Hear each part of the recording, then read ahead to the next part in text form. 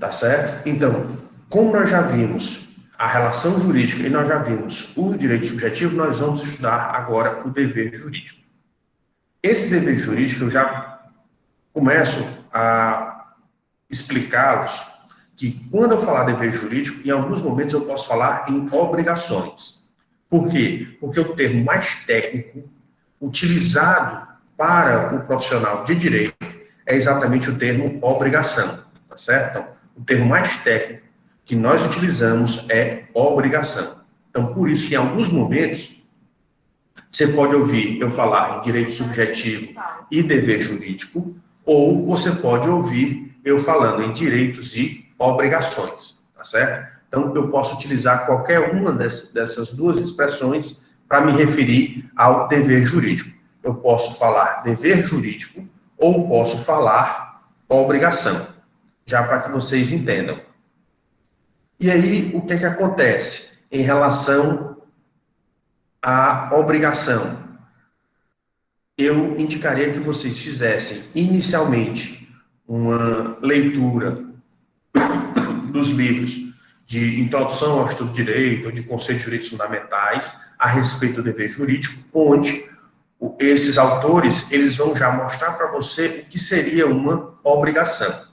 A obrigação, em regra, é uma atividade que você tem que realizar. Essa atividade, ela tanto pode ser uma ação, ou seja, você ter que fazer alguma coisa, como também ela pode ser uma omissão, ou seja, você deixar de fazer alguma coisa. Exemplo, a integridade física das pessoas. O que é integridade física? Uma pessoa não pode mexer com a outra sem a autorização dela. Mexer em que sentido? Não pode, por exemplo, aqui no Brasil nós temos um crime chamado crime de importunação sexual. O que é esse crime de importunação sexual? Às vezes o homem, para chamar a atenção da mulher, vai e pega no cabelo dela. Isso daí pode ter no Brasil algo como sendo uma importunação sexual. Ou então pega no braço e puxa.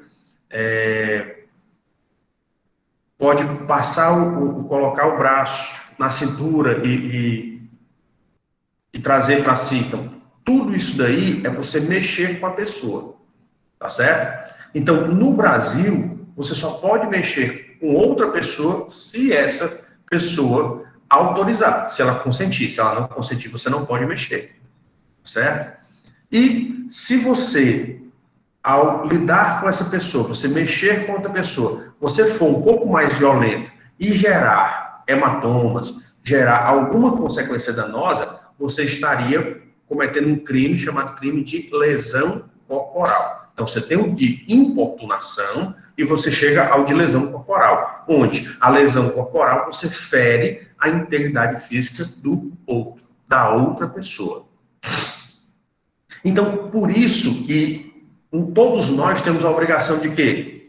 De não mexer com as outras pessoas e também de não ofender a integridade física dessas pessoas. Mas, para me cumprir essas determinações da minha sociedade, eu tenho que não fazer. Ou seja, na verdade, eu não posso fazer isso. Então, por mais que eu deseje, em relação a algumas pessoas, eu não posso fazer. E eu tenho que ter consciência disso. Então, por isso que você tanto pode ter atividades que você tem que realizar, como também atividades que você não pode realizar.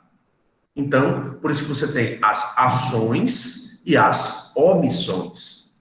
E você pode ter ações específicas a realizar, como entregar um objeto. Aí nós chamamos essa obrigação de dar. Ou, às vezes, de pagar um valor, né? Por quê? Porque o pagar também é uma obrigação de dar. Você vai dar o quê? Você vai dar o dinheiro. E o dinheiro é diferente de qualquer outro objeto. Por quê? Porque convencionou-se que o dinheiro é o objeto mais fungível que existe dentro de uma sociedade. Então, por isso que ele tem uma qualificação especial, e aí você chama essa obrigação de dar dinheiro de obrigação de pagar. Então, para o direito, esse dever jurídico, ele também pode ser chamado de obrigação, e lá no direito civil, que vai falar sobre o direito das obrigações, nós temos 4 tipos de obrigações. A obrigação de fazer, de não fazer, de dar e de pagar. Fazer, não fazer, dar e pagar. Então, são esses 4 os tipos de deveres jurídicos ou de obrigações que são previstas no nosso direito. Tá certo? Bem, o que é que eu tenho que entender como dever jurídico, né? Então, a melhor definição que nós encontramos foi exatamente a do professor Paulo Doraldo Guzmão, que ele diz que o dever jurídico consiste na situação em que se encontra uma pessoa, ou seja, uma pessoa ela está obrigada a fazer alguma coisa, né? Onde ela vai ter que praticar uma ação ou omissão. É exatamente aquilo que eu já expliquei para vocês. Em vantagem de outra pessoa, ou seja, a sua ação, que a outra pessoa, ela é destinada a gerar uma vantagem para outra pessoa, ou a sua omissão também é destinada a gerar vantagem para uma outra pessoa, sob pena de sofrer uma sanção. Então, você assumiu esse dever. Então, uma vez que você assume o dever, você tem que agora cumprir esse determinado dever. Tá certo? Então, se você assumiu, você tem que cumprir. Tá ok? E aí, o que acontece? E nesse dever jurídico, como você assume uma obrigação, um dever que vai gerar vantagem para outra pessoa, então você supõe que você está vinculado a essa outra pessoa, essa pessoa que vai ter a vantagem. Essa vantagem nós chamamos do direito de direito subjetivo, tá certo? Então, por isso que a toda obrigação corresponde um direito subjetivo, ou a todo dever jurídico corresponde um dever jurídico. Para você entender melhor, quando você passa na rua, você tá, mesmo que você não conheça as pessoas com as quais você está transitando, você está tendo relações com ela. Relações jurídicas em que sentido? Porque você tanto tem o dever de respeitar a integridade física delas, a moral delas, a dignidade delas, como essas pessoas também têm o dever jurídico, moral, de respeitar você, a sua integridade física, a sua integridade moral, a sua dignidade humana. Então, já existe, queira ou não, só por você passar perto, você conviveu. E como você conviveu, já existiu essa interação, mesmo que você nem sequer se apercebesse disso. Então, sempre que você tem uma relação dessas, de trocas de direitos subjetivos e deveres jurídicos, você tem uma relação jurídica. Sempre a pessoa que vai ter a vantagem, você diz que essa vantagem é o direito subjetivo, e a pessoa que tem que fazer alguma coisa, que tem que cumprir uma determinada atividade, ou de ação, ou de omissão, você diz que essa pessoa, ela tem uma obrigação, um dever jurídico. A pessoa que tem um dever jurídico, ela é chamada de sujeito passivo, e a pessoa que tem um direito, ela é chamada de sujeito ativo. Ok? Vocês lembraram dessas definições da aula passada?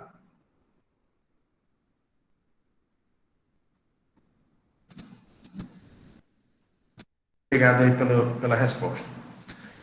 Então, como nós já analisamos a relação jurídica, já analisamos o direito subjetivo, hoje nós temos que entender o dever jurídico, ou a obrigação. Vocês vão ver muito eu falar em obrigação. Por quê? Para a pessoa que tem a técnica do direito, nós nos referimos mais, nesse caso, ao termo obrigação do que ao termo dever jurídico. Então, saiba, sempre que eu falar em obrigação, na verdade, eu estou querendo dizer dever jurídico, tá certo? E aí você pode se perguntar, quando é que começa o meu dever jurídico? O meu dever jurídico, o seu dever jurídico, o dever jurídico de qualquer pessoa, ele vai começar quando ocorrer um fato jurídico. E aí, quais são esses fatos jurídicos? Esses fatos jurídicos, eles, primeiro de tudo, têm que estar previstos em norma. Então, você, quando está transitando na rua, você está transitando e outras pessoas estão próximas a você. Você pode não perceber, mas você está se relacionando juridicamente com todas essas pessoas. Por quê? Porque existe uma coisa dentro do mundo do direito, que é exatamente a chamada segurança jurídica. E o que é essa segurança jurídica? Todos nós temos liberdade. Mas, como eu já mostrei para vocês, essa liberdade, ela pode ser uma liberdade quantitativa ou qualitativa. Qual é a diferença? Na liberdade quantitativa, o que você preza é a quantidade. Então, você preza que você pode fazer tudo. Inclusive o quê? Prejudicar as outras pessoas. Isso está correto? Não. Por isso que no direito, esse entendimento de liberdade quantitativa foi substituído pela ideia de liberdade qualitativa, onde você vai ter liberdade com qualidade. E o que é essa liberdade com qualidade? É uma liberdade que vem junto com a segurança, com outro valor jurídico chamado de segurança. E o que é essa liberdade? A liberdade é, você pode fazer tudo aquilo que não prejudique o outro.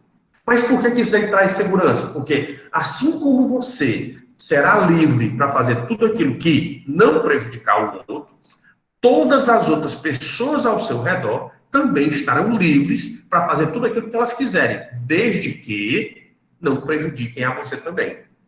Então, por isso que essa liberdade que limita você não prejudicar, que impeça você de prejudicar o outro, ela é uma liberdade qualitativa, porque ela vai trazer exatamente esse valor jurídico chamado de segurança.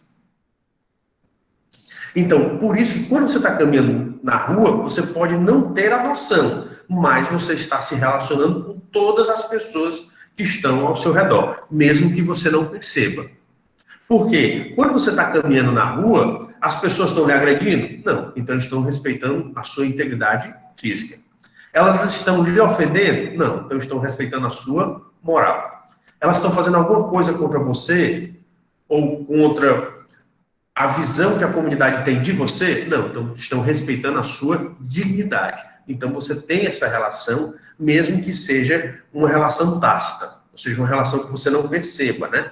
É uma relação silenciosa. Você está se relacionando a todas elas. Por quê? Porque tanto o Código Penal brasileiro quanto a Constituição Federal brasileira dão a cada uma das pessoas que estão dentro do nosso território esse direito. Ela confere esse direito não só aos nacionais, ou seja, aos brasileiros, mas também aos estrangeiros. Ou seja, a todas as pessoas que estão dentro do nosso território. Você tem o direito de transitar livremente e ter respeitado a sua integridade física, a sua integridade moral, a sua dignidade e outros direitos. Eu estou colocando esses aqui como exemplo. Ok? Vocês conseguiram entender? Além dessas situações em que você já tem obrigações que já incidem diretamente, que você não precisa de outra coisa, que ela já vem naturalmente da própria convivência humana, você pode adquirir na sua vida com outras obrigações. Exemplo, você é obrigado a ter celular? Não, você não é obrigado a ter celular. Mas eu tenho certeza que a maioria de vocês tem. Por quê? É uma comodidade. Que na vida atual, todos nós somos atraídos a ter essa determinada comodidade. Mas para que nós possamos ter um telefone celular, nós temos que comprar. Então eu adquiro uma obrigação que é o quê? Eu tenho que, ao comprar o celular, eu tenho que pagar o valor do celular. Então, para que eu tenha um objeto, eu tenho que, em contrapartida, pagar, dar dinheiro. E o dinheiro que foi exigido pela loja, pela pessoa que está me vendendo o celular. Então, eu adquiro uma obrigação que eu não tinha, mas eu estou adquirindo de que forma? De maneira voluntária. Ah, mas o celular, o celular que dá certo é o smartphone, porque eu vou ter acesso à internet, porque eu vou poder assistir vídeos, eu vou poder jogar, eu vou poder interagir, eu vou poder ter acesso às redes sociais. Você tem uma gama de fatores ou de circunstâncias que pode levar você a adquirir um celular, um modelo de smartphone, e aí, junto com o celular, não basta você muitas vezes ter só o celular. Você tem que fazer um plano, né? Ou um plano pré-pago, ou um plano pós-pago, mas você vai adquirir o plano, por quê? Porque você quer, através do celular, ter acesso à internet, às redes sociais, e ao mundo eletrônico, o mundo da comunicação, da informática, das redes sociais, que hoje em dia são possíveis através desse objeto que é o smartphone. E aí você adquire uma outra obrigação, que é mensalmente ou periodicamente, você tem que contratar uma operadora, então vai ter que pagar aquela operadora para você continuar a ter aquele determinado serviço. Então, perceba que algumas obrigações elas já são impostas de imediato e outras obrigações você vai adquirindo ao longo da sua vida. Ou seja, você pode ir acrescentando obrigações e direitos ao seu patrimônio jurídico, ou seja, ao conjunto de direitos e obrigações que você possui. Então, o fato é que tem que ocorrer os fatos, e fatos esses previstos nas normas. E aí, a partir do momento que ocorrem esses fatos, você tem que se submeter às consequências desses fatos. Então, quando você compra o telefone, você tem que pagar. Quando você adquire o plano da operadora, você tem que manter o plano, você tem que fazer os pagamentos para fazer a manutenção do plano. E assim por diante. Tá certo? Então, tudo na vida vai ter os seus prós e os seus contras. Ou também, no linguajar mais jurídicos, vão ter os seus bônus, ou seja, aquilo que você vai aproveitar, mas em contrapartida também você vai ter que fazer alguma coisa para fazer jus àquele proveito que você está almejando, aquele proveito que você está buscando. E aí você vai ter os chamados ônus, né? Então, tudo na vida tem os seus prós e contras, tem os seus bônus, a parte boa, e os seus ônus, a parte em que você é exigido. Então, e aí a gente tem que perceber que nós vamos ter que conviver toda a nossa vida com esses deveres jurídicos ou com essas obrigações. E aí eu pergunto a vocês, esses deveres jurídicos ou essas obrigações, elas vão ser as mesmas a nossa vida todinha ou elas vão mudar no decorrer da nossa vida? O que é que vocês acham? Muito bem, Débora. Obrigado aí pela sua resposta, Karine. Elas vão se modificar. Um exemplo disso, você nasce. Assim que você nasce, você está sozinho, ou você pertence a uma família. Mas a tendência é o quê? É você crescer e depois ter um relacionamento. E aí você vai ter o quê? Um companheiro ou companheira, né? Então você forma uma nova família. E nessa situação de você formar uma nova família, você vai deixar de ter a condição de solteiro e vai ter a condição de casado. Ou seja, a sua condição muda. E aí você pode pensar, mas professor, por que a minha condição mudou? A sua condição muda por quê? Enquanto você é solteiro, você não tem obrigação com mais ninguém. Você só tem obrigação consigo mesmo. E a outra obrigação que pode ser exigida de vocês são os seus pais. Né? Seus pais, quando eles ficam mais velhos, e se eles não tiverem condições de se sustentar, eles podem exigir de vocês, cobrar de vocês o necessário para que eles possam se sustentar. Mas, em regra, o solteiro só tem a obrigação para consigo mesmo. E é, eventualmente, quando os pais demonstrarem uma falta ou uma necessidade de serem sustentados. A partir do momento que você se casa, você adquire uma outra relação. Por quê? Porque você passa a ser responsável por você e pela pessoa com quem você se casou. Então, a sua relação, ela se modifica. Você deixa de ser uma pessoa sozinha e passa a ser uma pessoa em conjunto, porque você vai ter que interagir com outra pessoa. Então, se você tinha uma limitação das suas vontades quando você estava solteiro, agora que você está casado, você vai passar por uma limitação muito maior. Por quê? Porque, em regra, você não vai mais agir sozinho. Você tem que agir agora em conjunto. Conjunto com quem? Com o seu companheiro. Então, por isso você percebe que as suas situações jurídicas, elas podem mudar com o tempo.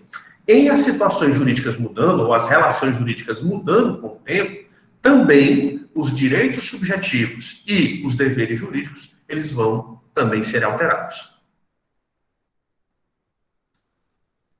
E aí você tem que entender como é que você vai ter essas alterações desses deveres jurídicos. Por isso que, nesse momento inicial, como você está descobrindo o dever jurídico ou a obrigação, você tem que entender quando é que começa essas obrigações, esses deveres jurídicos, e quando é que termina. E aí nós trouxemos exatamente o fim do dever jurídico, ou situações que põem fim a um determinado dever jurídico.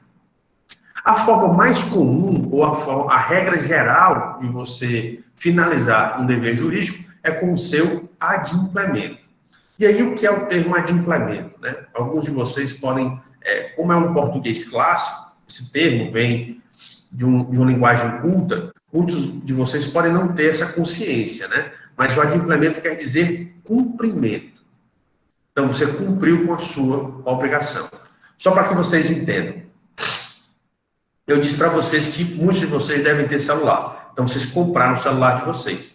A partir do momento em que você compra o celular, você tem que pagar pelo celular. Quando é que você tem o cumprimento da sua obrigação? Quando você paga todo o celular. Quando é que a pessoa que vendeu a você o celular, ele cumpre a obrigação dela? Quando ela entrega o celular. O seu cumprimento vai ser o quê? Quando você paga todo o valor que foi combinado pelo objeto, pela mercadoria que você recebeu. Tá certo? Alguém quer fazer alguma pergunta?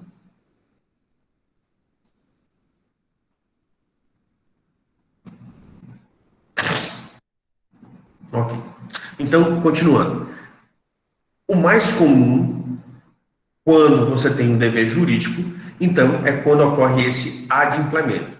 Quando cada uma das pessoas, ela cumpre com as suas obrigações. Mas isso daí são situações ideais.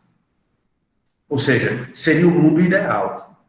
No nosso dia a dia, a gente tem somente situações ideais? Não. Nós passamos também períodos de crise, períodos problemáticos, né? Períodos em que alguma coisa pode dar errado. Então, a gente tem que saber que isso é natural da vida humana. A vida humana, ela é cheia de altos e baixos, ela é cheia de dificuldades, ela é cheia de situações que vão acontecer e a gente tem que trabalhar para superar, para estarmos preparados e superarmos essas situações.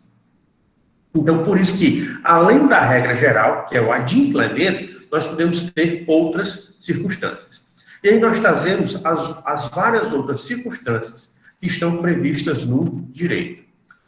Quem quiser posteriormente, se alguém gostar dessa matéria e quiser se aprofundar sobre essa matéria, você pode colocar como paradigma ou como base o Código Civil Brasileiro. E no Código Civil Brasileiro, ele tem um livro voltado ao direito das obrigações, em que ele vai tratar somente sobre obrigações, que são exatamente o termo mais técnico que nós utilizamos no direito para nos referirmos ao dever jurídico.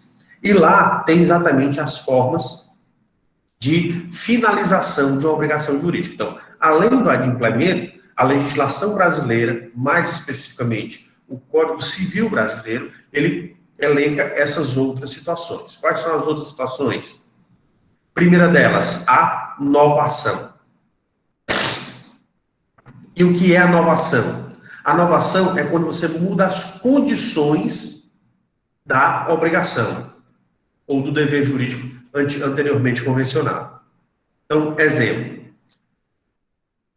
Você compra, digamos, você comprou um aparelho smartphone de uma outra pessoa, é mais fácil essas negociações quando envolve pessoas do que quando você envolve uma empresa, né? Então, digamos que o Epaminondas tinha um celular mais antigo, que ele resolveu um celular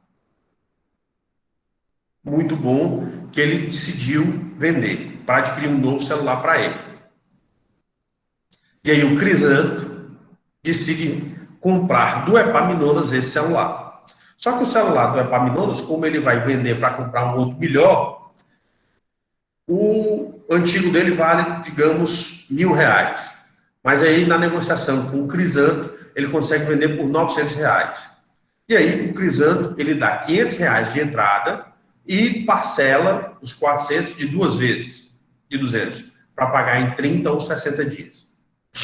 Mas digamos que veio essa crise da pandemia e o Crisanto, ele não conseguiu pagar essas duas parcelas de R$ 200, com 30 e 60 dias. O Crisanto pode chegar no Epaminondas e renegociar? Pode. E aí o Crisanto diz, olha, Epaminondas, em vez de eu te pagar, como eu não consigo te pagar os 400, eu vou agora te pagar 450 daqui a 30 dias. Você aceita? O Epaminondas, ele pode aceitar ou não. Mas se ele aceitar, o que foi feito? Foi uma nova ação. Ou seja, você modificou as condições do negócio originário, ou da relação jurídica originária.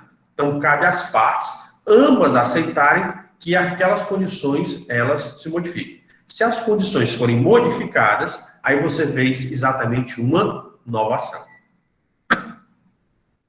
Tá certo? É diferente a novação da transação. Por quê? Na novação, você mantém o mesmo negócio, só muda as condições. Na transação, você pega aquele negócio e transforma em um novo negócio. Para vocês entenderem a diferença da novação para a transação. Na novação, nós vimos, em vez dele pagar duas parcelas de 200 com 360, ele pagou uma parcela só de 450 com 120 dias. Foi lá e pagou, pronto. Ocorreu uma novação, você só mudou as circunstâncias, as condições, mas manteve o mesmo negócio. Na transação, você já faz um outro negócio. Então, digamos que o Crisanto continua a dever os R$ 400 para o Epaminondas, e aí o Crisanto, para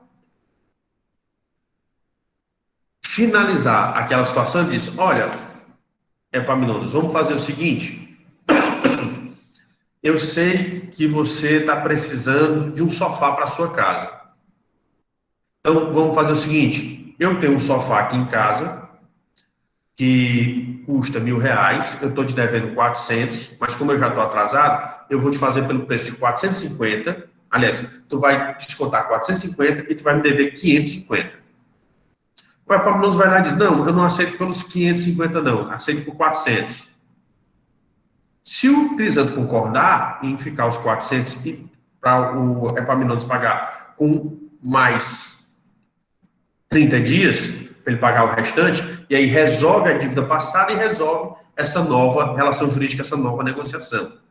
Isso daí ocorreu uma transação, onde o negócio passado foi resolvido fazendo um novo negócio. Então, ele se diferenciou da novação, porque na novação o negócio foi o mesmo, só as condições foram alteradas. Na transação, para resolver o negócio antigo, você já faz um novo negócio.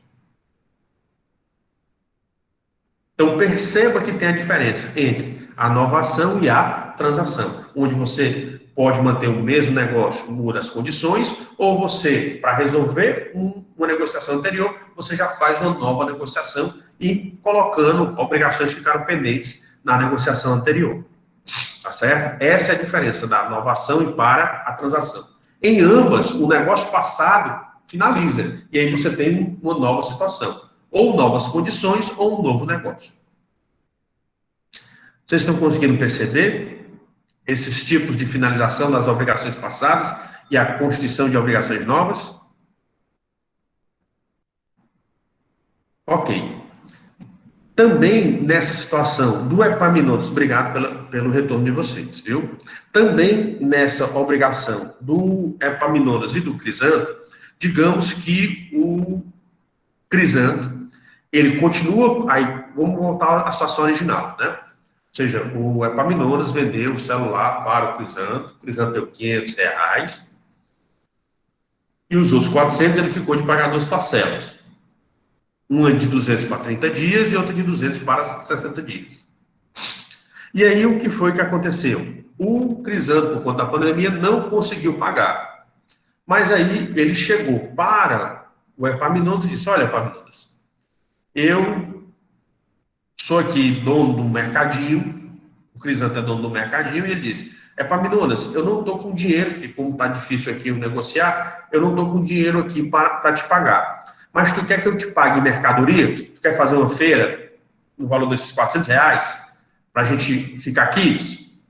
O Epaminondas, ele pode concordar ou não. Digamos que o Epaminondas, também por conta da crise, está numa situação difícil, ele disse: olha, eu, em todo caso, vou ter que fazer uma feira mesmo para manter a minha casa. Então, eu aceito aquilo que você está colocando. Mas perceba que a diferenciação que ocorre aqui, você não vai discutir você não vai colocar novos prazos, você não vai colocar novos valores, é simplesmente que o Epaminondas, ao invés de receber o dinheiro, ele está aceitando receber a mercadoria. Então, veja que a circunstância é a mesma, a única coisa que você mudou foi a forma de pagamento. Você trocou dinheiro por mercadoria, por coisas. Aí você já tem um outro tipo de finalização da obrigação, que é exatamente a dação em pagamento. A dação em pagamento é quando você substitui a obrigação de pagar por uma obrigação de dar coisa, né? Que foi exatamente aquilo que o Crisanto conseguiu negociar com o Epaminondas, e o Epaminondas, ao invés de receber o dinheiro, ele recebe uma feira, ele recebe as mercadorias referentes a uma feira de supermercado, né? Porque o Crisanto tinha um mercadinho. Então veja que nessa situação ela é diferente tanto da inovação, onde você muda, você mantém o negócio, mas muda as condições. Na dação em pagamento, você só muda uma condição, que é a forma de pagamento. Em vez dele receber dinheiro, ele recebeu objetos, recebeu coisas, né? Recebeu bens, que no caso foi a feira. Então você só tem essa mudança. E é diferente também da transação, porque na transação você faz uma nova negociação, onde você incute, você inclui, você engloba o restante da negociação passada e faz uma nova negociação. Perceba que na ação você não faz uma nova negociação, você só muda a forma de pagamento, certo? Então, por isso que você tem que perceber essas nuances de cada uma dessas finalizações, ok? Além dessas formas, nós podemos ter também a prescrição e a decadência. O que acontece? No direito, via de regra, tudo aquilo que você tem que fazer, você tem um prazo para fazer. Então, realmente, no direito, você pode fazer algumas impugnações, ou seja, você pode depois pensar, eu fiz isso daqui de maneira errada, eu vou discutir isso daqui porque eu fui enganado, eu fui iludido, eu não estava pensando bem na hora. Existem várias circunstâncias. Depois a gente vai ver um pouquinho mais na frente essas circunstâncias aí, que a pessoa pode ser enganada, pode se iludir e fazer um mau negócio. Certo? Então, ele judicialmente pode discutir esse mau negócio. Então, o que acontece? Mas para ele discutir, é como eu disse para vocês, as pessoas necessitam da segurança jurídica. Não pode ficar para sempre a pessoa com essa possibilidade de discutir. Por isso que, no direito, você tem prazos para realizar determinadas situações. Para você fazer impugnações, para você querer discutir uma situação que você achou que foi mal resolvida, ou não foi resolvida da maneira correta. Então, você tem várias circunstâncias. Tá certo? Você tem várias circunstâncias. Então, por isso, no direito, existe uma coisa chamada de prazos. Você tem prazos para impugnar uma coisa na justiça, você tem prazos para realizar determinadas atividades. Então, por isso que você tem esses dois eventos chamados de prescrição e decadência. São os prazos estabelecidos no direito para você realizar determinadas atividades. Por exemplo, um trabalhador, ele é posto para fora, nem sempre na relação de trabalho, o empregador, ele cumpriu com todas as suas obrigações. Então, o trabalhador, ele pode impugnar? Pode. Via de regra, não estou dizendo que é em todos os casos, mas via de regra, o prazo que o trabalhador tem para impugnar alguma coisa que o patrão fez de errado com ele são 2 anos. Então, da demissão até 2 anos ele tem para impugnar. E depois de 2 anos, via de regra, ele não pode mais impugnar nada que ocorreu de errado na relação jurídica. Então, por isso que você tem exatamente essa questão da prescrição e da decadência. A prescrição é o prazo que a pessoa tem para impugnar judicialmente, ou seja, para levar a discussão daquela dúvida, daquela situação que ele acha que está mal resolvida na justiça. Então, é um prazo para ele protocolar uma ação judicial, iniciar um processo judicial. Aí você chama de prescrição, quando esse prazo é ultrapassado, ou seja, quando ele chega ao fim. E você tem a decadência. A decadência é quando você perde o próprio direito. Tá certo? Então, você tem esses dois institutos que estão relacionados aos prazos que você tem para exercer o seu direito ou para levar a discussão ao judiciário. O prazo para você levar a discussão ao judiciário, ele é chamado de prescrição. O prazo do seu próprio direito, ele é chamado de decadência. Tá certo? E outro momento também que você finaliza os deveres jurídicos é com a morte. Exemplo, você contrata um pintor para pintar um quadro seu. E aí, esse pintor, digamos que ele exige 10 mil reais e te exige de entrada 5 mil reais. E aí, ele começa a pintar o teu quadro, mas ele falece. Digamos que ele tem um problema cardíaco, um ataque do coração e falece. Essa obrigação, alguém pode cumprir por ele? Não, ninguém pode cumprir, né? Porque se você contratou aquele pintor, é porque você gostava da pintura daquele pintor. É diferente você contratar um mecânico para consertar o seu carro. Por quê? O seu carro só tem um mecânico que consegue consertar seu carro? Não, você tem vários mecânicos. Então, se o mecânico tiver algum problema, se ele não era dono da oficina, o dono da oficina pode chamar outro mecânico para resolver? Pode. E aí completa aquela determinada obrigação, cumpre aquela determinada obrigação. Se ele era o dono da oficina, mas a família pode contratar um outro mecânico que eles conhecem para finalizar e cumprir a obrigação? Pode. Mas no caso do pintor, não dá. Porque só quem pode pintar é a pessoa. É aquela pessoa. Por isso você contratou aquela pessoa. Então, a única coisa que a família do pintor pode fazer é devolver o dinheiro. Aí, se esse pintor não tem mais família, você pode exigir de quem? De ninguém. Então, você vai tomar o prejuízo de 5 mil reais. Seja do valor que você já pagou. Então, por isso que você tem que analisar. O evento morte, ele pode trazer complicações, depende das circunstâncias. E aí, o que acontece? Como se você pode ter obrigações que somente uma pessoa pode fazer, se a pessoa não existe mais, se a pessoa morrer, essa determinada obrigação não pode mais ser cumprida. Então, não adianta mais você ir atrás. Então, quando a pessoa morreu, as obrigações personalíssimas que ela tinha também vão com ela, são finalizadas com ela.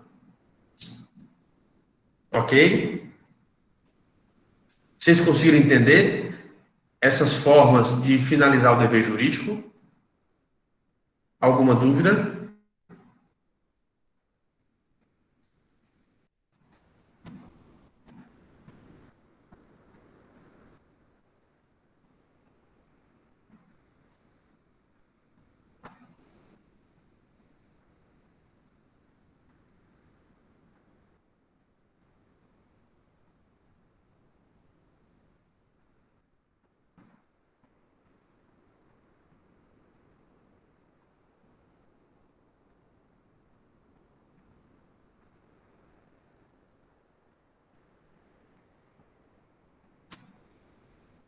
Ok.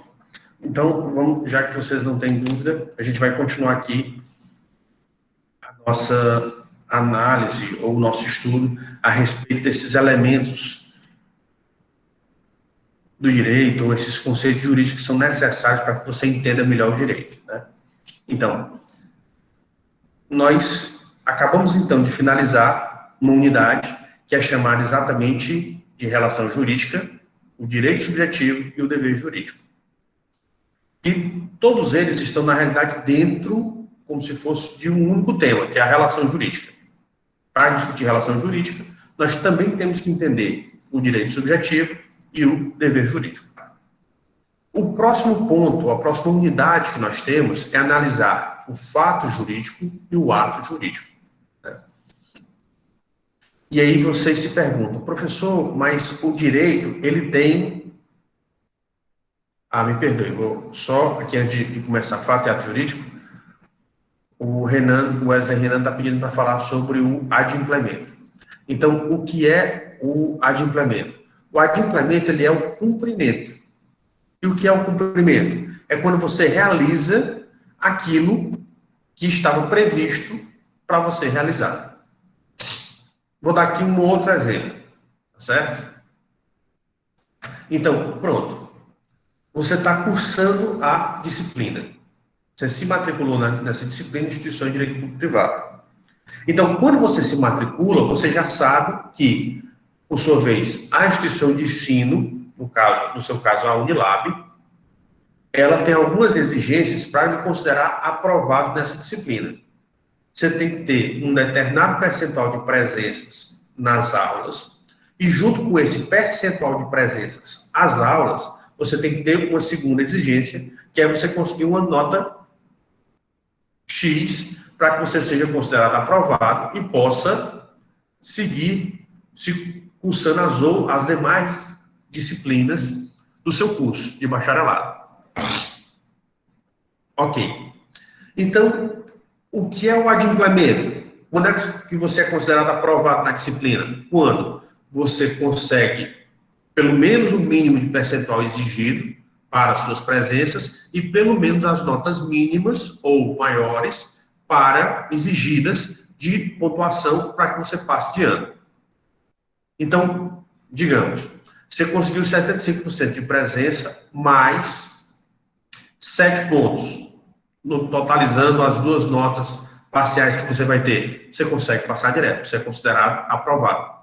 Então, a sua aprovação, o que foi que aconteceu? Você cumpriu com a obrigação que lhe era exigida, que era exatamente você frequentar as aulas, fazer os seus estudos e conseguir a nota exigida nos trabalhos ou nas avaliações que foram passadas pelo professor.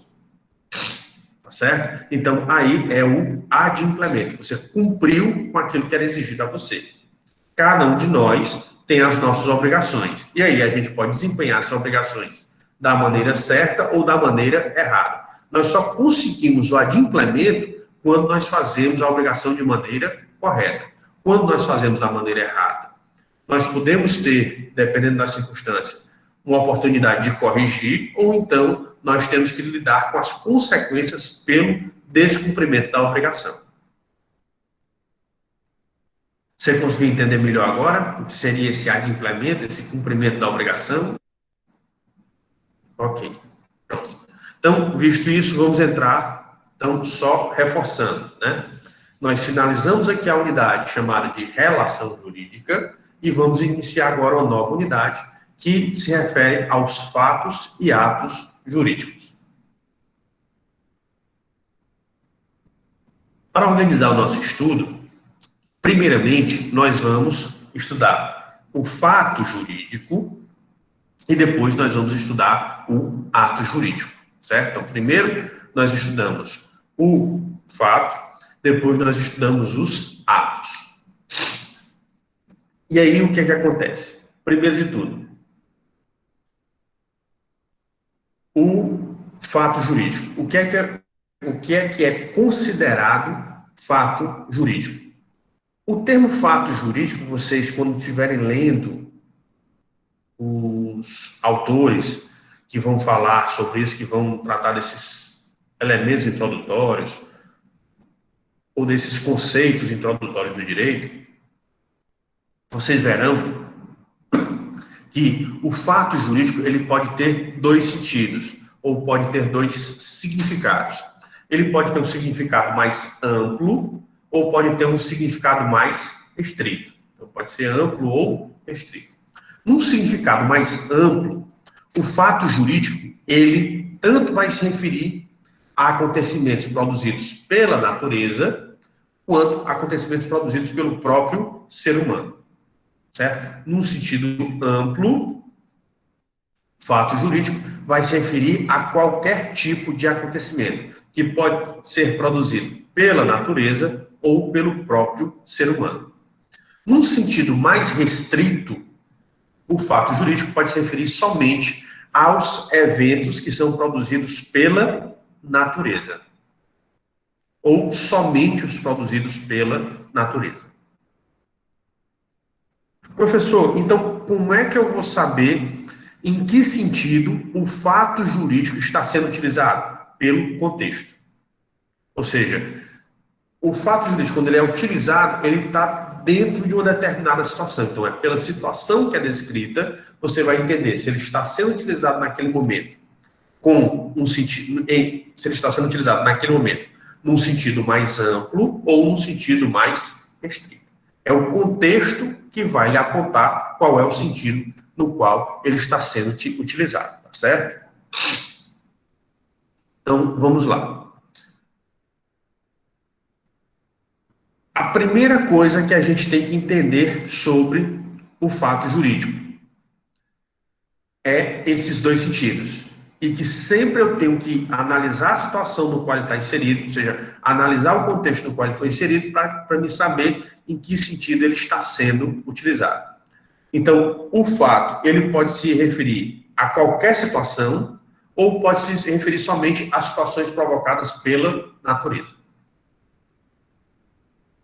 E aí você, um neófito, ou seja, uma pessoa que está ingressando agora e conhecendo o direito agora, eu acho que a maioria dos casos de vocês podem se perguntar, peraí, mas não são só os atos humanos que vão gerar consequências jurídicas? A natureza também gera consequências jurídicas? Gera. Eu não sei se vocês estão vendo os noticiários, que geralmente a pessoa um pouco mais jovem, ela não gosta tanto de acompanhar noticiário, né? E principalmente agora, com a pandemia, tem muito noticiário que tem uma carga muito negativa e as pessoas não gostam tanto de acompanhar. Ok. Mas, se você acompanha, vocês vão ver que a gente está no período do ano em que ocorrem muitas descargas elétricas. Essas descargas elétricas são a atmosfera. Ela fica bem ionizada, e aí, em determinados momentos, para você tirar essa eletricidade, essa ionização da atmosfera, tem uma descarga elétrica, né? Ou da atmosfera para o solo, ou do solo para a atmosfera. E aí, a pessoa, ela pode sofrer essa descarga, né? Essa pessoa, ela pode no momento desse raio que acontece, esse raio pode cair na pessoa. Principalmente se a pessoa está numa área descampada, quando essas condições climáticas acontecem, ela pode ser considerada como para-raio, né? Como ela é o local mais alto naquela região, então ela serve exatamente de comunicação entre o céu e a terra, ou a terra e o céu. É como se ela atraísse, né, aquela situação. E digamos que ela sofre essa descarga elétrica. E aí a pessoa pode ficar com algum problema de saúde ou pode até chegar a falecer. Então, nesse caso, quem foi que provocou esse problema de saúde ou a morte dessa pessoa? Foi outro ser humano? Não. Foi a própria natureza. Então, pode-se fazer alguma coisa em relação a isso? Não pode, né? Como é que você vai culpar a natureza? Você não tem como culpar a natureza. Então, a natureza, ela traz essas implicações. E você não pode culpar ninguém. Eu não sei talvez se vocês viram, mas uma coisa extraordinária aconteceu esse ano, que foi as condições climáticas desse ano fizeram com que o ar polar ele descesse. É por isso que a Espanha teve neve, vários países da Europa tiveram um momento que eles não tinham neve, tiveram muita neve esse ano. O Texas, o estado do Texas, nos Estados Unidos da América do Norte, eles passaram por um inverno rigorosíssimo, com uma tempestade de neve gigantesca, onde muitas pessoas passaram fome e passaram sede, né? Por quê? Porque como o estado do Texas é um estado que ele não sofre com nevascas, a maioria das pessoas, elas não tem a tubulação ou as casas preparadas para nevasca. Então, o que acontece? Quando chega a neve, o temporal de neve, as tubulações de água, como elas não têm uma preparação especial, e aí vocês têm que lembrar das lições de química, né? Que a água, quando ela gela, ela expande. Então, a água, quando ela está gelada, ela aumenta de volume. E aí, o que acontece com os canos da casa? Quebram, né? Então, com isso, quebra-se os canos, a pessoa vai ficar sem água. Ou então quebra os canos e a pessoa tem que consertar. E às vezes ela na neve ela não pode sair, porque fica escorregadio. Então, o que é que tem que ser feito?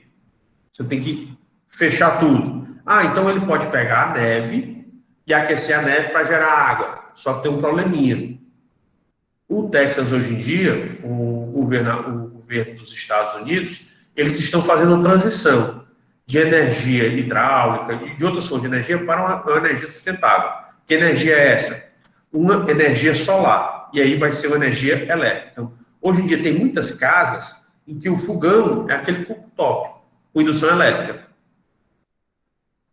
A partir do momento que ocorre a nevasca, como eles também não estavam preparados, o que foi que aconteceu? Muitos postos, muitos fios, eles ficaram tão congelados que eles não conseguiam mais passar a corrente elétrica. Então a pessoa, além de ficar sem água, fica sem energia elétrica. Ela não consegue fazer mais nada. Ah, tem que catar madeira. E aí, ele conseguiu sair numa nevasca? Ele consegue efetivamente madeira próxima a ele? Ou ele tem uma lareira que pudesse fazer um fogo? Eles não estão preparados, né? São décadas e décadas que eles não tinham nevascas. Então, por isso que você tem uma situação toda especial. E aí, todo o prejuízo que foi causado por essa nevasca, que foi extraordinária, foi uma coisa que não era prevista, nem previsível, né? Que na realidade foi por conta das mudanças climáticas no planeta, veio esse ano com essa mudança climática inesperada, gerou um prejuízo gigantesco no estado do Texas e em outros estados vizinhos. Ok, mas quem vai pagar por esse prejuízo? O governo americano? O governo dos Estados Unidos? Não. Ele não tem nada a ver com o assunto. As companhias de energia? Também não tem nada a ver com o assunto. Quem vai pagar?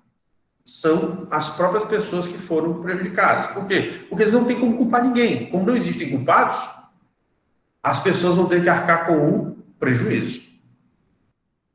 Por quê? Porque foi uma circunstância provocada pela natureza.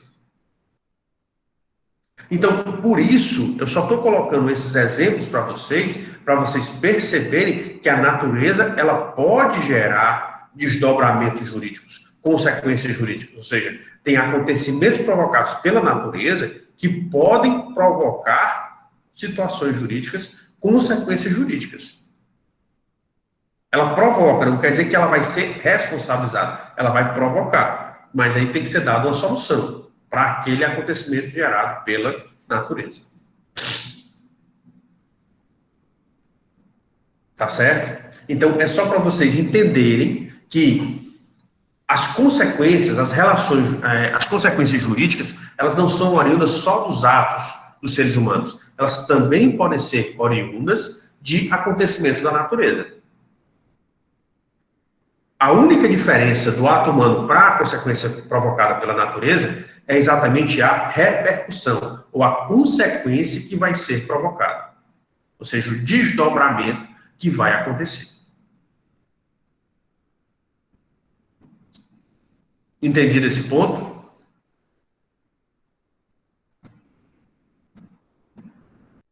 Obrigado aí pela interação de vocês. Então, se nós conseguimos entender bem esse ponto, vamos só agora passar um pouquinho pela definição que a gente já construiu a ideia, né, na nossa mente.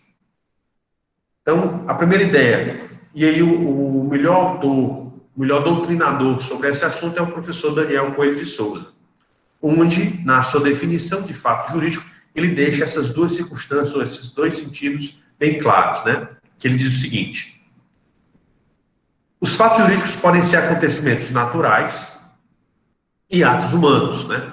Quando você diz atos humanos, são manifestações de vontade humana.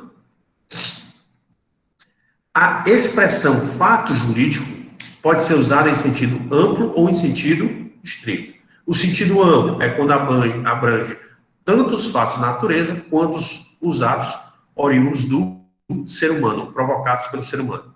Em restrito, aplica-se somente aos eventos naturais, denominando-se os segundos, ou seja, os atos provocados pelo ser humano, de atos jurídicos.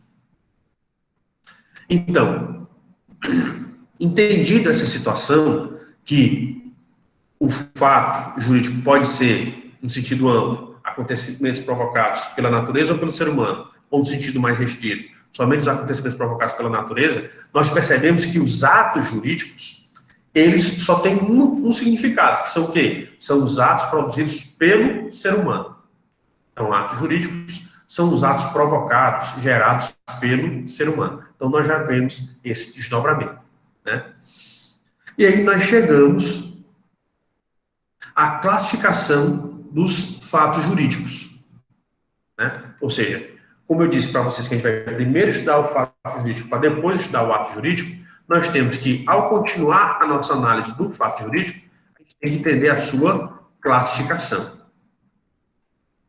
E aí os fatos jurídicos, eles são classificados em fatos ordinários e fatos extraordinários. Você tem esses dois tipos, né?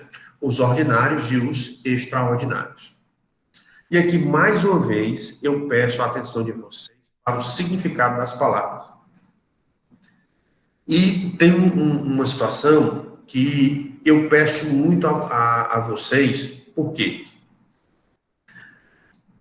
O jurista ou o operador do direito, a pessoa que vai ter a técnica jurídica, ele precisa muito dos conhecimentos de português. Isso daqui é imprescindível, ou seja, você não pode deixar de ter esses conhecimentos. E um desses conhecimentos é você entender exatamente a acepção, o significado de cada uma das palavras.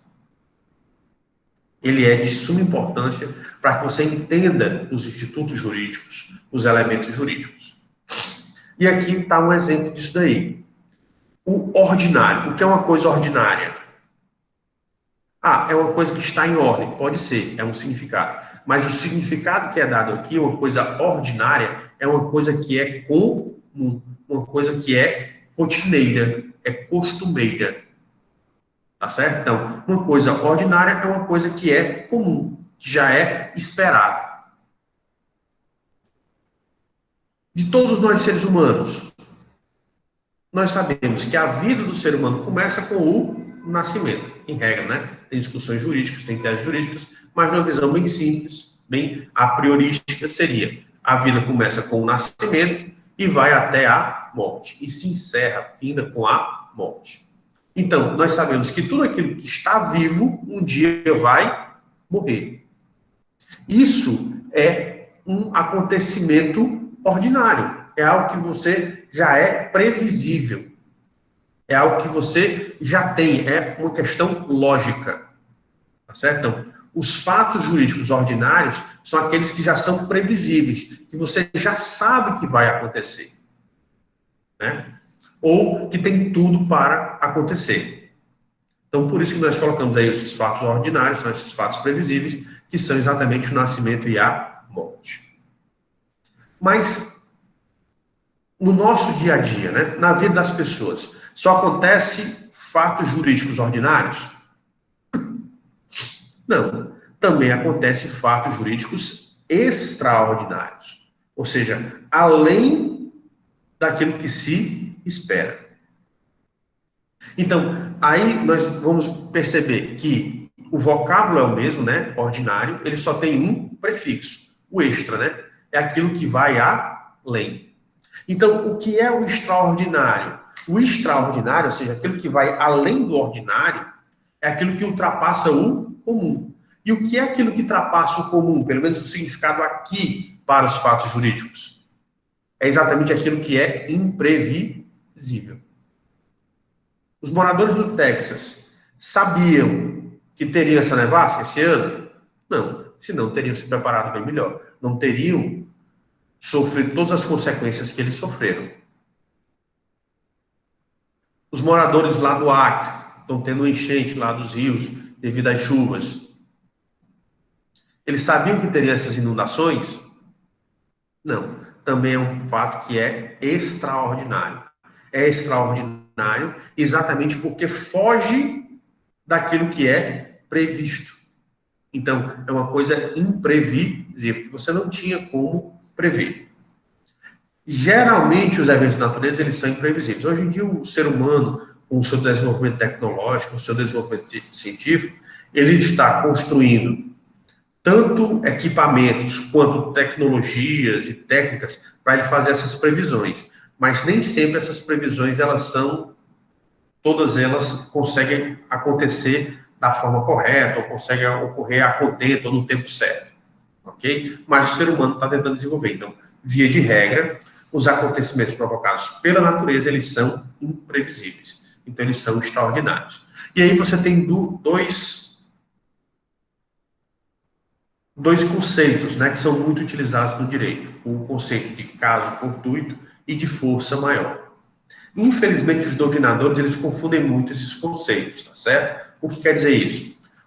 Geralmente, um termo, ele é utilizado para se referir a acontecimentos imprevisíveis originados pela natureza.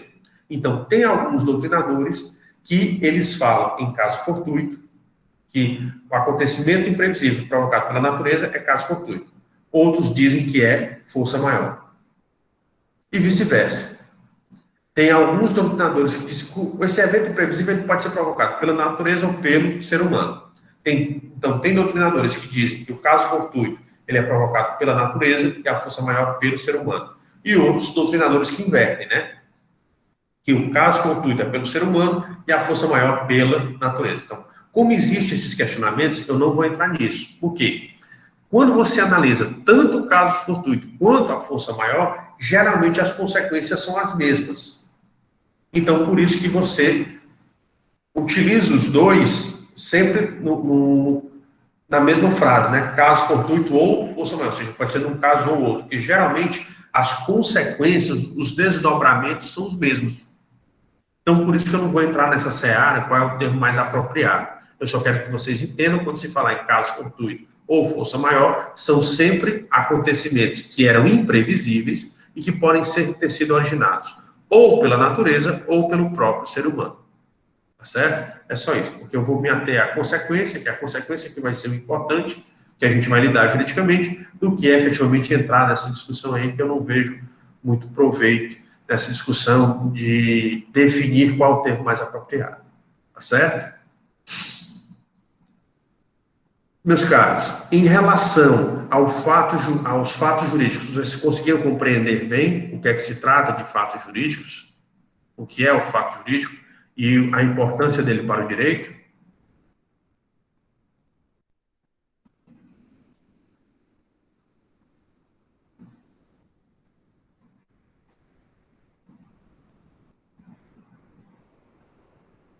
Obrigado aí pelo retorno de vocês. Então, uma vez que a gente conseguiu construir a ideia de fato jurídico, vamos agora construir a ideia de ato jurídico. Então, nós já conseguimos uma primeira construção do ato jurídico. Nós sabemos o quê? Que todo ato jurídico, ele é um ato do ser humano. Ele é um ato cujo ser humano ele é responsável. Então, ele é oriundo da ação humana. Via de regra, ele é oriundo da vontade humana. Né? Então, por isso que o professor Daniel Coelho de Souza, ele continua a explicar aí o que é o ato jurídico, né? Que é a manifestação de vontade de acordo com a norma jurídica. Quando o ser humano, ele manifesta a sua vontade e essa manifestação de vontade tem uma conotação ou tem uma incidência, você verifica aquela manifestação de vontade de acordo com a norma jurídica. E aí, essa manifestação de vontade, esse ato, ele vai gerar alguma coisa. Então, o que é que ele vai gerar? Ou ele vai criar um direito, ou ele vai conservar um direito, ou ele vai manifestar um direito, ou transmitir, ou extinguir um direito. Então, ele vai fazer alguma coisa em relação a um direito. As várias ações que ele pode fazer são essas. Ele pode criar, conservar, manifestar, transmitir ou extinguir direitos. Pode ser qualquer uma dessas atividades que vão ser realizadas, certo? Então, o que é que nós sabemos? O ato jurídico é um ato provocado pelo ser humano. Então, via de regra, ele está de acordo com a sua vontade. Então, ele está de acordo com a sua manifestação de vontade. Onde esses atos eles visam mexer nos direitos existentes. E aí, os atos jurídicos, eles também se classificam, né? Ele pode ser o ato jurídico em sentido estrito ou o negócio jurídico. E aí, você tem que entender essa diferenciação do ato jurídico para o negócio jurídico. O que é o ato jurídico? É um ato de vontade que a pessoa faz objetivando um fim. É um ato jurídico. Então, quando você caminha na rua, é um ato jurídico? O que é que vocês acham?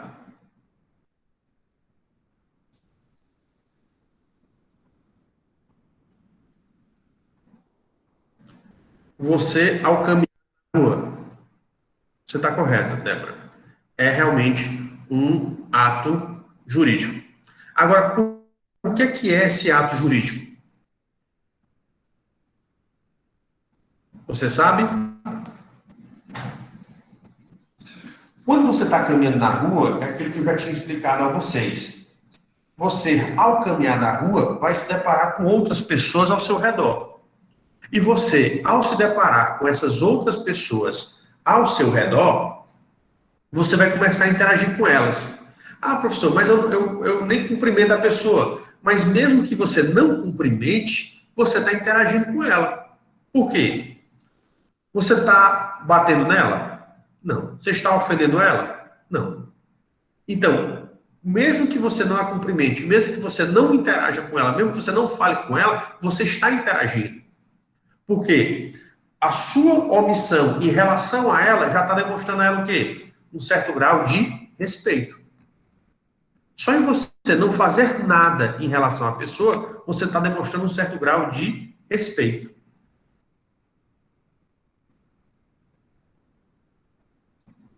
E aí você pode achar estranho, né? Mas é uma realidade, é um fato.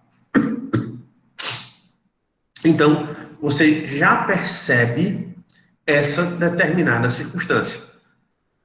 Então, você vê que, mesmo você ao caminhar da rua, você não tem nem consciência de tudo aquilo que você está gerando, mas você já está gerando repercussões jurídicas. Como essas repercussões jurídicas elas são positivas, elas não são negativas, você muitas vezes não tem consciência. Você está cumprindo o direito sem nem sentir, ou sem nem perceber que você está cumprindo o direito. Tá certo? Então, por isso que o ato jurídico são todos esses atos de vontade que você faz objetivando um fim. O fim que você quer. Você quer se deslocar de uma área a outra, mas você sabe o quê? Você está fazendo com respeito a todas as pessoas.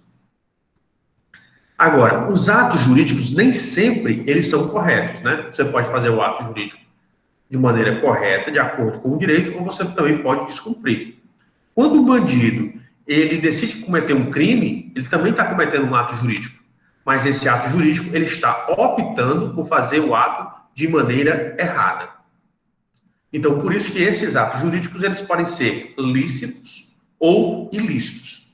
O que é um ato lícito? Ele está de acordo com as exigências das normas jurídicas da sua sociedade. O que é o ato ilícito? Ele está em desacordo com as normas jurídicas estabelecidas pela sua sociedade. Então, um ato jurídico, ele tanto pode ser lícito como ele pode ser ilícito. Aí você tem um referencial, que são as normas jurídicas da sua sociedade, e aí o ato lícito é aquele que está de acordo com essas normas, e o ato ilícito é aquele que contraria essas normas. E além dos atos jurídicos, você vai ter também os negócios jurídicos. O negócio jurídico é quando você quer produzir efeitos na sua seara patrimonial. Então, quando você faz um negócio, quando você fecha um contrato, ele é um ato jurídico, mas ele é mais específico. Ele é um negócio jurídico. Então, qual é a diferença entre o ato jurídico e o negócio jurídico? É porque o negócio jurídico é a declaração de vontade que você expressa com um determinado fim. Qual é o fim específico aqui que você quer no negócio jurídico? É que você consiga um acréscimo patrimonial, que você quer aumente o seu patrimônio jurídico. Um exemplo de negócio jurídico é quando você fecha os contratos. Então, qualquer atividade humana, você vai dizer que é um ato jurídico. Aliás, qualquer atividade humana que gere consequências jurídicas é um ato jurídico. Mas nem todo ato jurídico ele é um negócio jurídico. O negócio jurídico são só aqueles atos que você faz onde você quer acrescentar o seu patrimônio jurídico. Tá certo? Então, essa aqui é a diferença. Nós trouxemos aqui, vocês estão vendo aí que a gente trouxe conceitos de 3 doutrinadores diferentes, né? Um conceito mais genérico de ato jurídico, professor Daniel Coelho, um conceito mais restrito, mais específico, do professor Tavares Paz, e o de negócio jurídico nós pegamos do professor Paulo Dourado Guzmão, né? Então é só para que você tenha esse entendimento aí do que seria o ato jurídico e toda a repercussão que você teria no ato jurídico, tá certo? Bem, uma vez que nós construímos o entendimento a respeito do que é ato jurídico e para que é que serve o ato jurídico, a gente tem que continuar nessa construção. E aí, a gente tem que entender a classificação desses atos jurídicos. Então, como os atos que o ser humano ele pode realizar são infinitos, nós temos que ter noção de quais são as possibilidades que o ser humano ele pode ter. E aí a gente faz a classificação de acordo com vários critérios, né? Primeiro critério, da quantidade de pessoas envolvidas no ato jurídico, né? A quantidade de pessoas envolvidas para a realização do ato jurídico. Você pode ter atos unilaterais. Atos unilaterais, você só tem uma única pessoa. Então, ato unilateral, para que ele seja realizado, só depende de uma única pessoa. Então, por exemplo, quando você faz uma manifestação de vontade, você diz alguma coisa de alguém, digamos,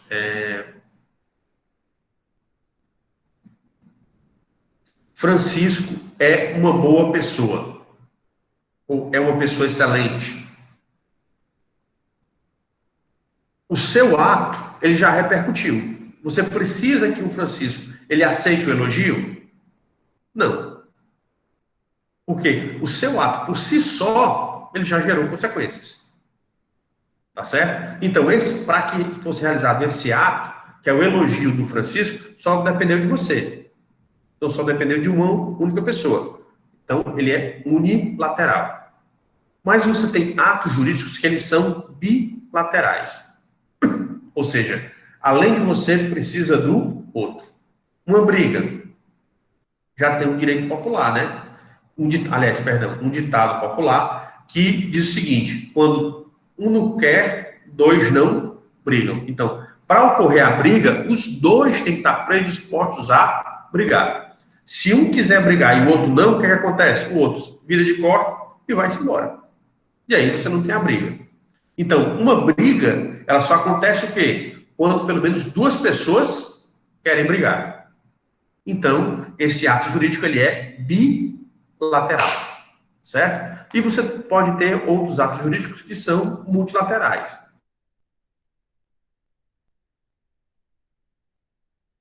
Por exemplo, só de uma pessoa, só de duas pessoas? Não. É feita de mais de duas pessoas, com várias pessoas. Então, são atos jurídicos multilaterais. Porque a constituição de associações, por exemplo, uma associação de vizinhos, é só quando você consegue reunir vários vizinhos.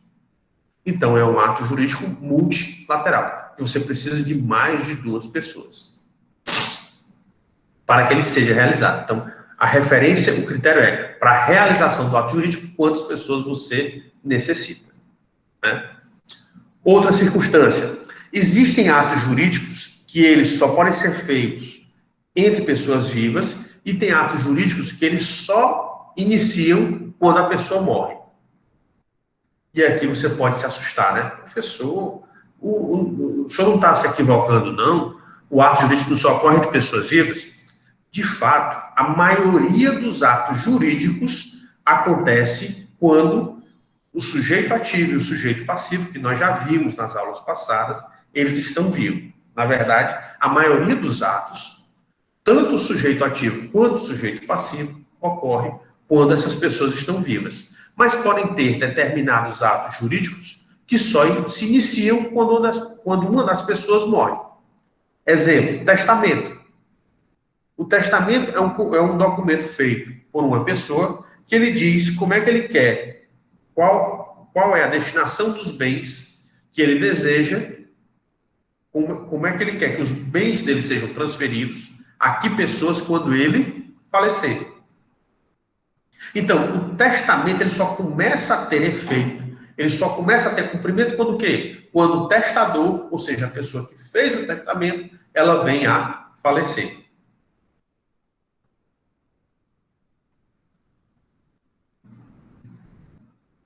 Então, existem atos jurídicos que eles só iniciam a sua implementação, só iniciam o seu cumprimento com a morte. Então, por isso que nós dizemos que são atos jurídicos por causa da morte, ou mortes causa. Ou seja, só inicia o seu cumprimento depois da morte do sujeito. Né? No caso do sujeito ativo, a pessoa tem um direito, ele estabelece aquela determinada situação. Então, são excepcionais os atos jurídicos que causam morte? São, mas existem? Existem. Então, a regra geral é o inter vivos, mas isso não tira da existência dos atos também provocados que causam mortes. Você tem também atos gratuitos e atos onerosos. Exemplo, você vai fazer um favor para alguém. Então, digamos, você vai ao banco pagar suas contas e um colega seu lhe dá as contas e o dinheiro e pede para você pagar para ele. E você pode fazer aquilo ali uma gentileza e não cobrar nada por esse favor que você está fazendo a ela, aquela determinada pessoa. Porque, na verdade, você está prestando um serviço para ela, né? Mas você está prestando o serviço de maneira gratuita, porque você não está cobrando R$1, não está cobrando nada para você fazer aquele serviço para ela. Então, isso daí é um ato jurídico gratuito. Quando você faz alguma coisa para alguém e não cobra por isso, você está fazendo um ato gratuito. Ah, professor, é errado? Não. Cabe a você decidir se você vai fazer esses atos gratuitos ou não. Porque você pode fazer atos gratuitos e atos onerosos. Se você trabalhar, você está sendo remunerado. Então, você está fazendo um ato jurídico, mas ele é um ato jurídico oneroso. Por exemplo, essa aula que eu estou dando é um ato jurídico que eu estou fazendo, mas ele é oneroso. Oneroso por quê? Porque eu estou sendo remunerado. Remunerado pelo quem? Pela Unilab. Para, no caso, prestar esse serviço, que é ministrar essa aula para vocês. Então, os atos no caso, o sujeito passivo, a pessoa que vai cumprir a obrigação, e decide se ela vai cobrar alguma coisa ou não. Se ele vai ser gratuito ou oneroso. Se ele receber algo em troca, é oneroso. Se ele não receber nada em troca, ele é gratuito. Os atos também podem ser formais ou informais. O que é um ato formal? O ato formal é aquele ato que ele é formalizado. Então, ele tem uma forma de agir que essa forma ela fica registrada. Exemplo. Tem esse lápis aqui. Eu posso vender o lápis tanto de maneira formal quanto de maneira informal. Como? Eu ofereço esse lápis aqui a uma pessoa. Eu digo...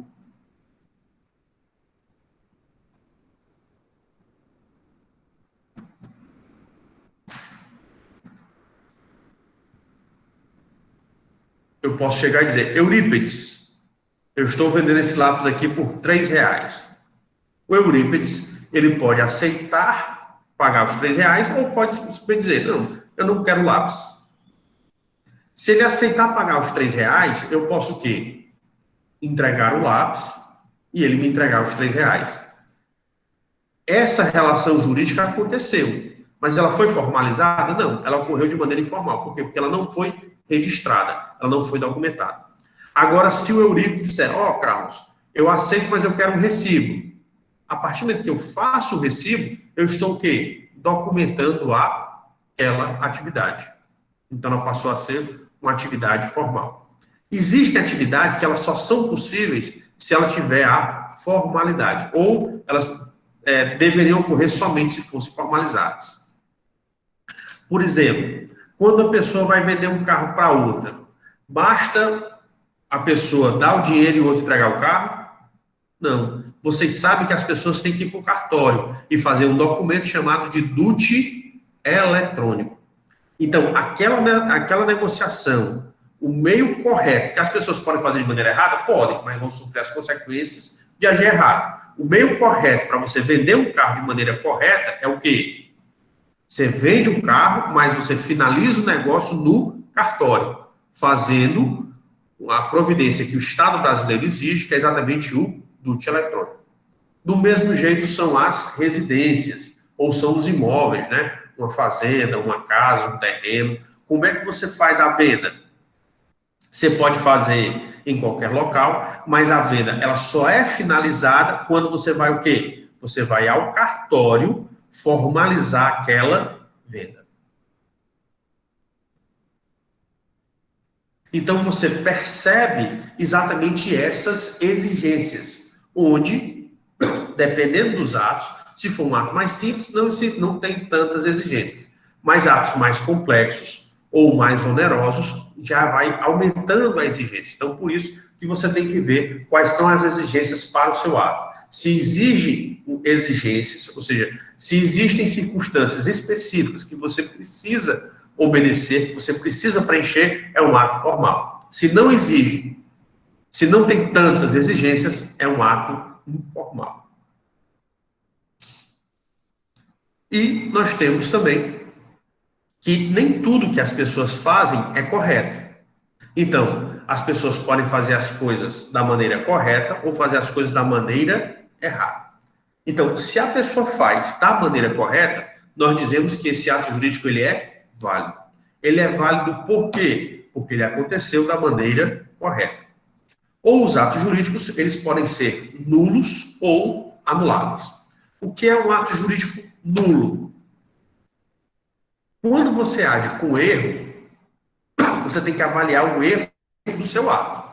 Porque o erro, para o direito, os erros, eles podem ser sanáveis ou insanáveis. O que é um erro sanável? É um erro que pode ter conserto. O que é um erro insanável? O prefixo in, quer dizer não. Então, é que você não pode sanar. É o que você não pode consertar. Então, as pessoas, elas vão realizar seus atos. Ao realizar seus atos, elas vão realizar atos corretos e atos errados.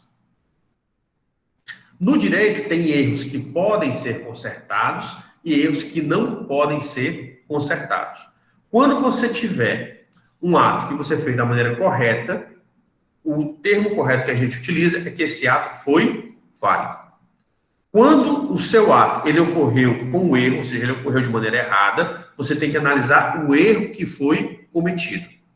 Você tem que perceber se esse erro ele é sanável, ou seja, ele é passível de conserto, ou se esse erro ele é insanável. Se ele for insanável, é porque ele não pode ser consertado. Então, os atos que foram cometidos de maneira errada e que esses erros são insanáveis, ou seja, que não podem ser consertados, você diz que é um ato nulo. Ato nulo por quê? É um ato errado e que não tem jeito de você consertar. Então, o ato é nulo, porque não tem conserto. E naqueles atos que você cometeu erro, mas os erros que podem ser corrigidos, então eles são atos chamados de anuláveis. Anuláveis por quê? Porque eles podem ser corrigidos. Certo? Então, o ato anulável é um ato que ele pode ser corrigido. Mas veja bem, ele pode ser corrigido ou pode não ser corrigido. Se o ato que tem um erro, mas é um erro que pode ser corrigido, se ele for corrigido, ele deixa de ser anulável e passa a ser válido. Se o mesmo ato que pode ser corrigido, ele não consegue ser corrigido de maneira razoável, ou da maneira que é exigido, que é exigida, aí esse ato, ele se torna um ato nulo. Por quê? Porque ele teve a oportunidade de ser corrigido e não foi. Então, ele se torna um ato nulo. Então, por isso, nós temos esses três tipos de atos. O ato falho é o ato que foi correto, ou ele foi consertado, né, da forma que é exigida. O ato nulo é o ato que já ocorreu errado e não tem conserto para esse erro, ou ele ocorreu, ele teve um erro que poderia ser consertado e não foi, ou não foi consertado da maneira correta. Aí ele se torna em ato nulo. E o anulável é o ato que tem um erro que pode vir a ser consertado. Então, esse ato anulável, ou ele vai se tornar válido, ou ele vai se tornar nulo. Vai depender da atividade de conserto desse ato, né? Se a atividade for exitosa, se ela der certo, ele se torna em ato válido. Se ela não der certo, ele se torna em ato nulo, certo? Então, o ato anulável, ele é um ato que é transitório. Ou ele vai se transformar em válido, ou ele vai se transformar em nulo. Vocês conseguiram entender essas classificações?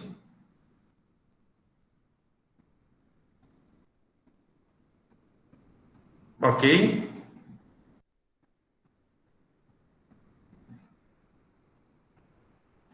Agradeço aqui o retorno de vocês.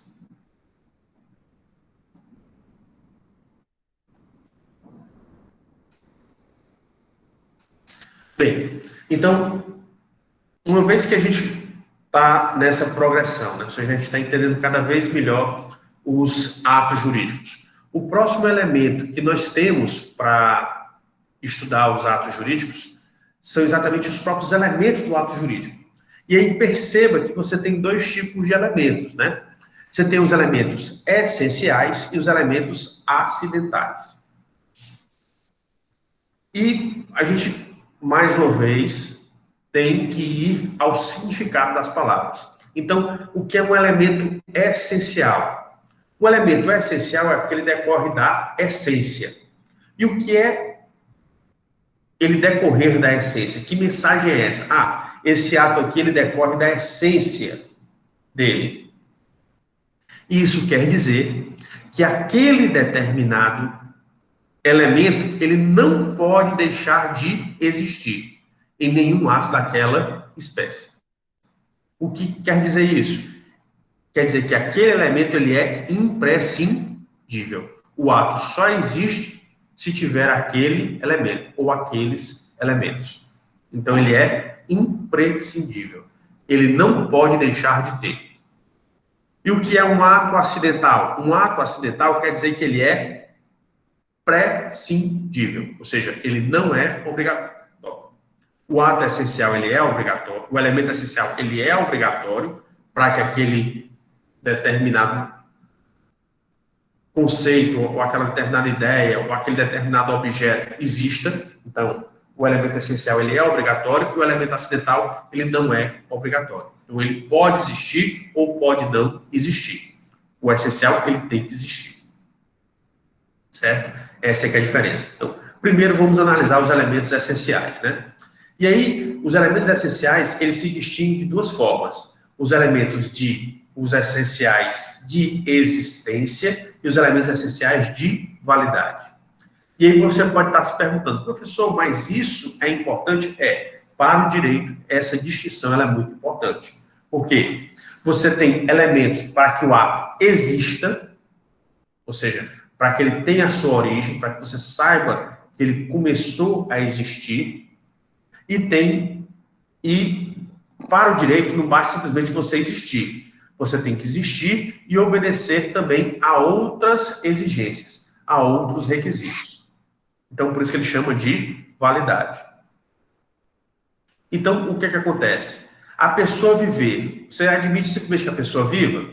Não. O que hoje em dia os direitos humanos pregam é que as pessoas, elas têm uma vida e a vida tem que ser com dignidade, ou uma vida digna, ou seja, não é qualquer forma de viver ou de sobreviver, é viver com dignidade. Então veja que o viver é um elemento de existência e o dignidade é um elemento de validade, ou seja, como é que essa existência acontece? Você não admite qualquer forma de existência, você tem uma forma específica que é exigida. Tá certo? Então, por isso que tem essa distinção entre a existência e a validade. Você vai ver que existe uma correlação entre os elementos essenciais de existência e os elementos essenciais de validade. Então, veja bem, sujeito. Então, a primeira coisa que você vai ter num ato jurídico é o sujeito, ou seja, a pessoa que vai realizar o ato. Mas todas as pessoas que existem, elas estão aptas para responder pelos seus atos? Nem sempre, né? Uma criança. A criança, quando ela derrama, ela está comendo, um bebezinho está comendo e ele está começando a aprender a bater. Aí ele bate nas coisas e derrama o prato. Ele pode ser responsabilizado por isso? Não. A pessoa que está fazendo, ela pode chegar e castigar essa criança? Não. Por quê? Porque a criança, ela não é capaz de entender o ato dela. Ela está começando a viver. Então, ela simplesmente está conhecendo o seu corpo. mas ela ainda não tem noção da consequência daquilo que o seu corpo faz. Então você diz que a criança, ela é um sujeito, mas ela não é um sujeito capaz. Capaz de quê? De entender a repercussão ou a consequência do seu ato. Então você vê que nós temos um elemento essencial de existência, que é o sujeito, e ele tem uma correlação com um elemento essencial de validade, que é exatamente a capacidade. Ou seja, se esse sujeito ele é capaz de entender as consequências dos seus atos. Outra coisa, uma pessoa louca, né? Uma pessoa que é um deficiente mental, às vezes ele agride outra pessoa, mas ele sabe, ele tem entendimento de toda a repercussão, de toda a consequência que ele vai gerar? Nem sempre. Depende do tipo de loucura que a pessoa tem, ou de deficiência mental que a pessoa tenha. Então, essa pessoa pode ser responsabilizada? Às vezes não, depende da doença dela, depende da deficiência mental que ela tem.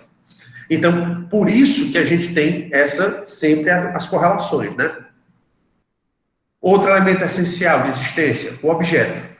Então, a pessoa faz alguma coisa, a pessoa vai realizar uma atividade em relação a alguma coisa. Em relação àquilo que você faz, é exatamente o seu objeto. Então, quando, por exemplo, eu estou dando aqui aula, eu estou ministrando aula, o objeto do meu ato, do meu ato é o quê? É o ensinar. O objeto é ensinar. No caso, eu estou ensinando o quê? O ato jurídico. Né? Eu estou ensinando sobre ato jurídico. Então, esse é o meu objeto. Eu posso ensinar sobre ato jurídico? Posso. Por quê? Porque ele é um objeto lícito, é algo que é permitido pelo direito. Eu poderia também ensinar vocês a cometer crimes? Poderia. Só que esse objeto, que é ensinar você a cometer crime, é um objeto lícito ou ilícito? É um objeto ilícito. Né? A rigor, uma pessoa de bem, uma pessoa correta, uma pessoa que quer agir de acordo com as regras da sua sociedade, de acordo com as normas jurídicas, não vai ensinar outras pessoas a cometer crimes, né? Então, o seu objeto, quando você está ensinando, no meu caso, eu estou ensinando o ato sobre ato jurídico, é um objeto lícito. Uma pessoa que quer ensinar a cometer crimes é um objeto ilícito. Então, você vê que esse objeto não é qualquer objeto que você aceita, são somente aqueles objetos que são aceitos pelo direito. Então, tem que ser um objeto lícito. O terceiro elemento essencial de existência é a vontade.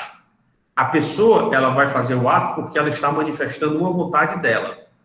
Agora, toda manifestação de vontade, ela acontece da maneira correta? Não. Você tem que ver as normas jurídicas, né? Por exemplo, ao vender um carro, você sabe que não basta simplesmente você fazer um documento formal, um contrato seu, para o carro passar para outra pessoa. Você tem que ir no cartório e fazer um documento eletrônico chamado de DUT eletrônico. Você sabe que se você não fizer esse DUT eletrônico, você não fez o seu negócio da maneira correta. Então, isso daí quer dizer o quê? Que quando a pessoa começar a se deslocar com o carro, se a pessoa tiver multas, as multas continuam no seu nome. Por quê? Porque você não finalizou da maneira correta o ato. Se a pessoa atropelar alguém, é você que vai ser preso. Por quê? Porque o carro continua registrado no seu nome, por culpa sua, porque você não finalizou da maneira correta. Então você vê que a vontade, muitas vezes essa manifestação de vontade, ela não vai ocorrer de qualquer maneira. Então tem correlação com outro elemento essencial de validade, que é você seguir a forma prescrita. O que é a forma prescrita? A forma que é indicada pela lei para aquele ato, para aquela manifestação de vontade, ou pelo menos que não seja defesa. Não seja defesa quer dizer que não seja proibida. Então, você tem que entender, você tem que conhecer, você tem que entender que você tem que conhecer as normas jurídicas às quais você está submetido e realizar os atos jurídicos da maneira que as normas jurídicas da sua sociedade existem. Então, nem toda manifestação de vontade você pode fazer de qualquer maneira. Tem manifestações de vontade que você tem que fazer ou de uma forma específica ou que você não pode realizar de determinadas maneiras. É isso que quer dizer. Então, você percebe que esses elementos essenciais de existência têm também os elementos essenciais de validade. E eles estão correlacionados entre si. Você tem que entender cada um deles e a correlação existente entre eles, certo? Você não pode deixar de entender tudo isso. Ok. Vocês conseguiram entender esses elementos essenciais?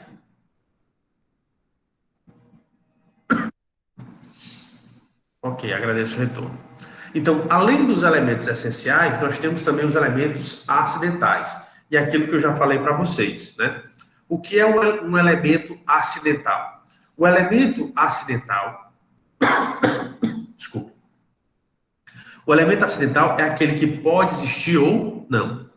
E são três esses elementos acidentais, em que a pessoa que vai realizar o ato, as pessoas envolvidas no ato, eles podem decidir se colocam esses elementos acidentais ou não. Quais são eles? É a condição, o termo e o encargo. O que é a condição? A condição é quando você atrela o ato jurídico, você vai atrelar o seu ato jurídico a um evento futuro e imprevisível.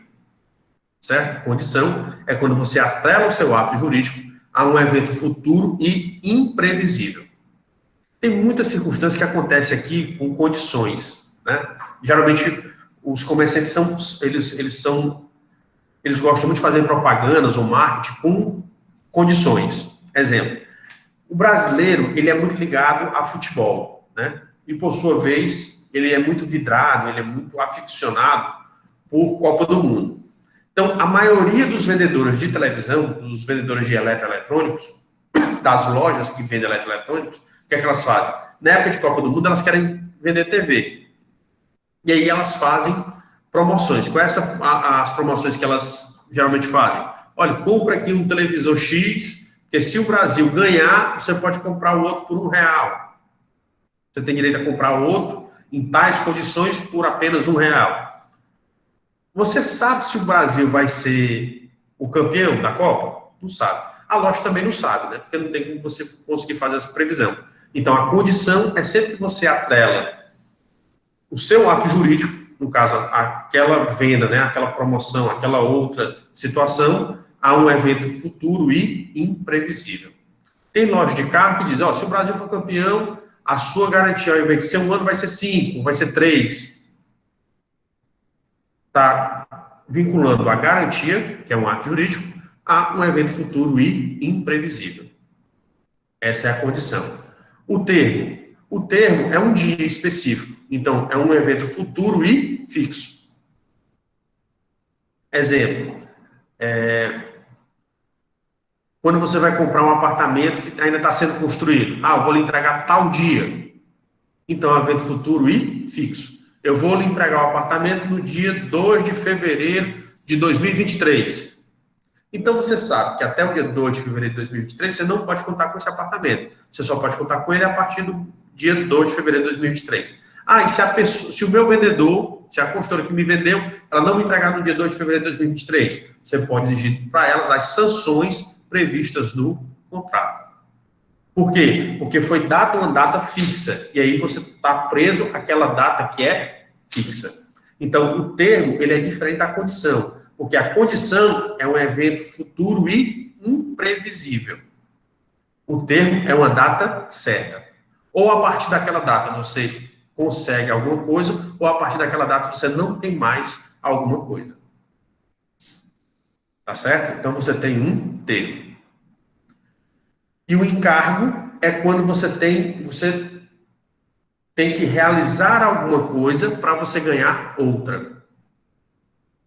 Exemplo, digamos, o seu pai diz, você tem que passar no vestibular, você vai ter que passar no vestibular para eu te dar um carro.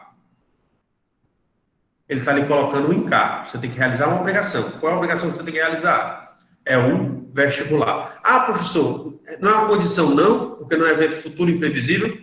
Depende de você, né? Se você se preparar, você vai passar no vestibular. Então, por isso que é uma obrigação. Agora, se você não se preparar, você não vai conseguir realmente, né? Então, você tem capacidade de fazer. Então, por isso que é um encargo, é quando você tem uma obrigação a realizar. Se você realiza a obrigação, você consegue a consequência. Se você não realiza a obrigação, você não consegue a consequência. Tá certo? Vocês conseguiram entender também esses elementos acidentais?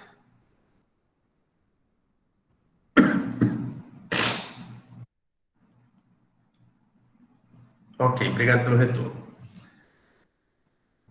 Para finalizar essa parte referente aos elementos, eu queria só finalizar que esses elementos aqui são os elementos mais comuns que nós temos. Você pode encontrar outros tipos de elementos? Pode.